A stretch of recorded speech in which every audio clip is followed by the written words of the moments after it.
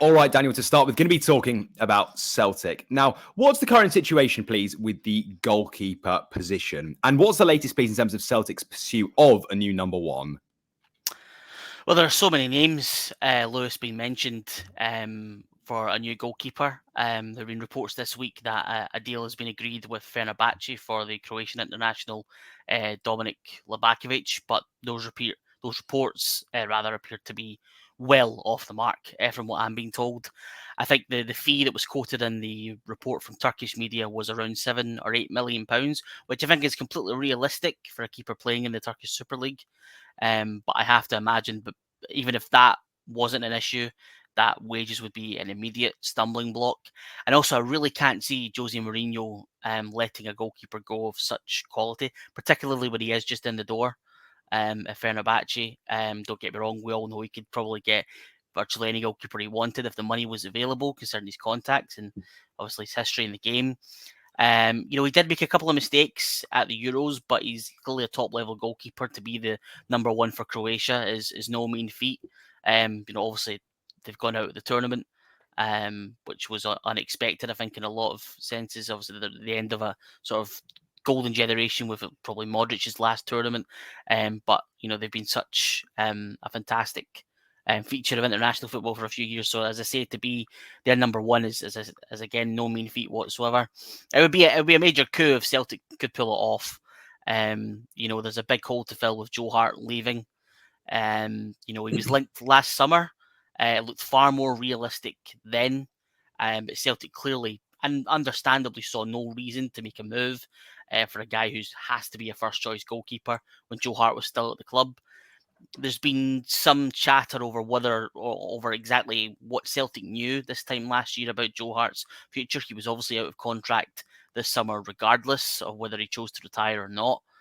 He obviously announced that decision about 4 months ago, actually. I think he announced publicly his decision to retire. So Celtic have had plenty of time to nail something down.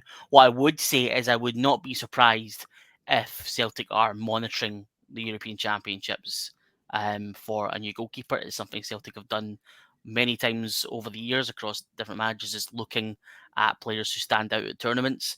Livakovic probably didn't do himself any favours, as I said, although not helped probably by the general form of his team. But again, if Celtic pulled this off, it would be a stunning deal. But I think it's very, very unlikely, and I think there are plenty more realistic options on the table. And that's the way it's looking at the moment.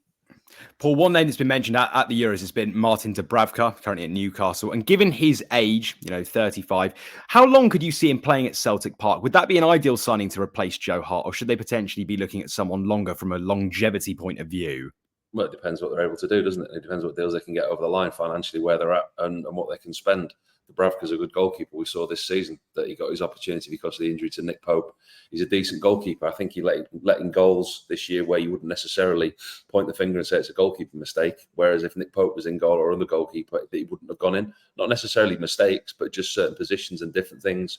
But playing in the Scottish Premiership, you've seen a lot of goalkeepers from the Premier League, Joe Hart, Fraser Forster, go to Celtic, and they've excelled. And they've done really, really well. So for somebody like this, if you're looking at Livakovic, he's a lot younger, he's 29.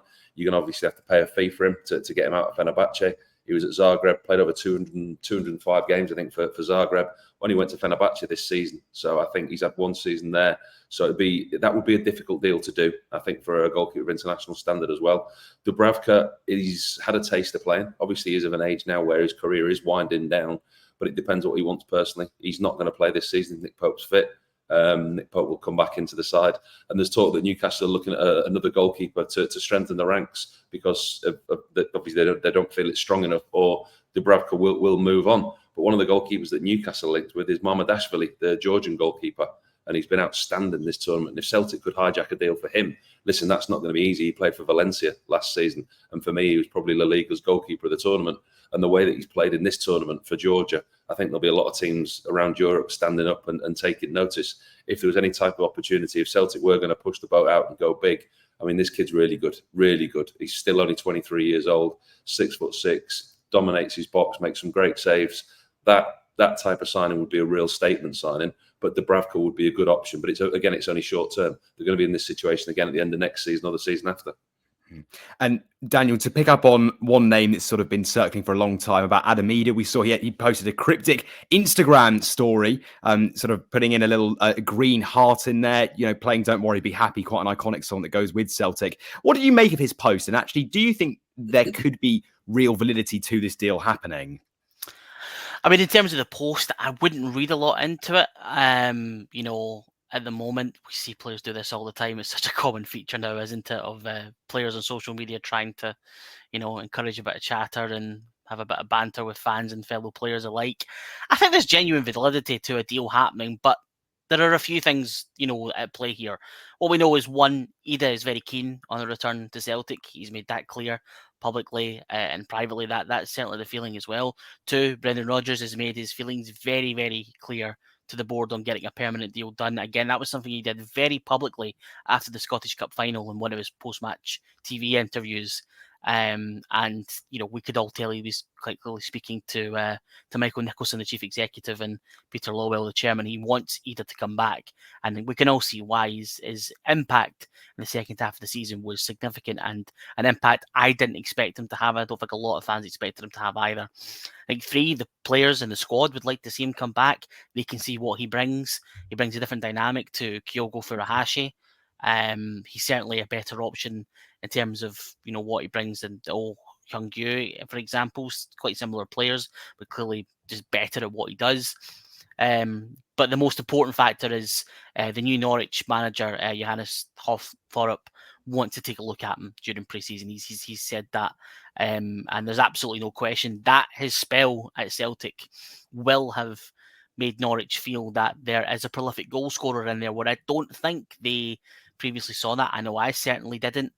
And also he's impressed for his country in recent times. He's been in decent form for Ireland, scored against Hungary, not a country I want to talk about too much, obviously, and the pre-Euros friendly.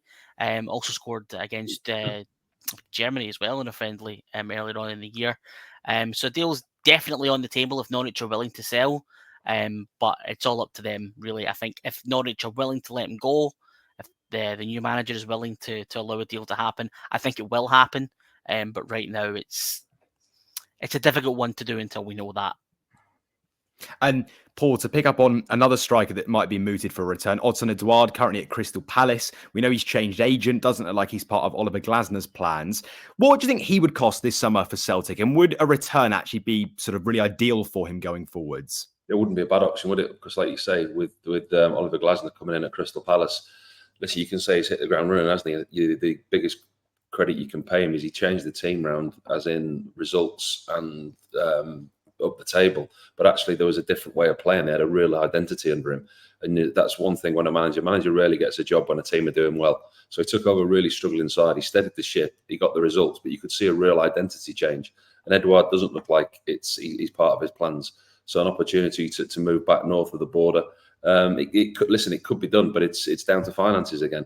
We don't know. We often talk on this pod, don't we, about PSR and FFP, and it's Palace are very, very muted. We don't hear a lot about them. So that they seem to be okay. They don't seem to be in a position where they have to trade. There seems to be a club that trades steadily around the middle of the road. They never make some huge statement signings. But again, with Crystal Palace, they're potentially losing the likes, Eze, Elise, Gay this summer. They're going to get tested with bids for those types of players. So that, I think Edouard's future will be decided by the movement of others. But I think with Oliver Glasner, it doesn't look like he's going to get a look in. So I think with the opportunity for him to move, I don't think it cost him that much, in all honesty. I don't know off the top of my head. You'll probably know better than me what's left on his contract without looking. I don't know what's left. But I think that is a player that Celtic could realistically look at. And this summer, with there being no finite structure in place in terms of who's running the recruitment, maybe he will have more control over it. The concerning thing, I think, for fans right now is that there is very little word of any, sort of movement towards signings being made yet, and we're nearly into July. Transfer window's been open for a couple of weeks now, and nothing has happened. And when we expect Matt soon as well, exactly. Rounds going on. It's not going to be long before the season starts if they haven't already. No, and from Celtic's point of view, there's no qualification for the Champions League this year. But if anything, that should reinforced that the earlier we get players in, the earlier we can bed them into the team and get ready to go for. Remember, there's extra matches in the Champions League this year, and the jeopardy is bigger. There's no drop down into the Europa League. If you go out the Champions League this year, you're out. There's no safety net for you don't get to finish third in a group this year. So that's a big thing for a team that wants to make an impact in Europe. So we'll see. I mean, there was a feeling when he came back last year that he would have a big say in transfers and that there would be a change in the approach to transfers. That didn't happen, and we need to see some sort of evidence quite quickly that is going to change. Right now, it doesn't look that way. If you've just watched a segment from Football Insider's brand new podcast, The Inside Track, with me, Lewis Pearce, alongside the guests on the show. Thanks very much for tuning in. Please do give the video a like, comment your thoughts on the topic, and feel free to share on your social media pages. If you want to listen to the full podcast episode, click the link in the description below. Keep your eyes peeled for plenty more content and exclusives here on The Inside Track.